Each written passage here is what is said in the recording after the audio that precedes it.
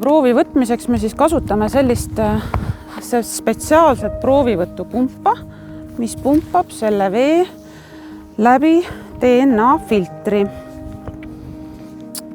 Ja ma ühendan ta sellise anumaga, et pärast mõõta, kui palju vett läbi filtri on läinud.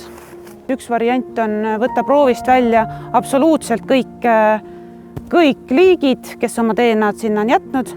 Või siis teine variant, mida meie siis praegu kasutame, et me anname ette liigid, kes meid huvitavad ja kelle kohta me siis infot tahame saada ja kelle suhtes siis seda proovi nii-öelda testitakse. Ja lisaks nendele liikidele annab see proov ka siis mingi hinnangu nende arvukuse kohta. Siin on see filter,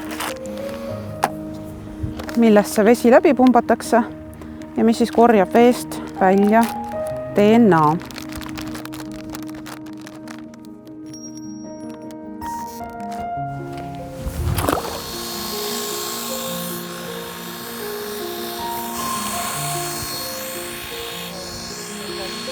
Kui ta selle töö nii-öelda lõpetab, siis ma tõmban ta veest tühjaks ja sinna läheb sisse selline DNA-d säilitav lahus, et see võimaldab teda siis nii-öelda toa või välitemperatuuri säilitada, et me tegelikult terve päeva sõidame nende proovidega ringi, et me ei ole võimalik neid külmkapis hoiustada, et aga selline lahus siis selle DNA seal sees säilitab.